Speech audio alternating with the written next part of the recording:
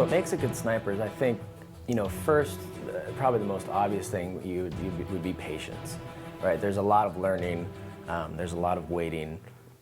You're doing math, you're thinking about things. When you're on the stock field, you have to go slow. I think a SEAL's nature is to get the mission done, and they want to attack it and hit it fast. But being a sniper is something that requires a lot of focus, right? So you have to slow down and execute things, and I would say in the proper order. So you can't just skip steps, especially with the shooting. Ultimately, when I would think about why guys would fail sniper school and how they'd eventually become successful, is sniper training is the ultimate. There's a saying, that's people talk about methods versus principles.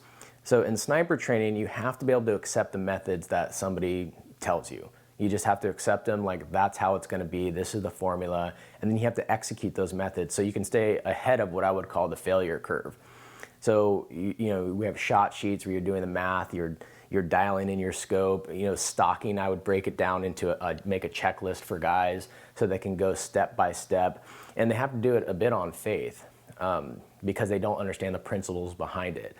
So what would make a good sniper is somebody who can execute the methods and do them well, but then learn the principles as they're executing. So what I mean by that is they're going to do what they need to do to pass, but then after the stock or after the shooting test, they're going to go back and study and read and start to understand, like the principles of gravity and wind drift and all the things that affect their bullet or affect their camouflage and concealment. They have to sit with those things, and that's where they start to develop the principles, and then they can adopt and they can adapt and they can modify what they're doing to the environment. So what makes a good sniper is that ability to execute the methods as taught and then learn the principles so that they can modify their actions and do what they need to do, whether it's on the stock field in training or on the battlefield, because they need to be innovative.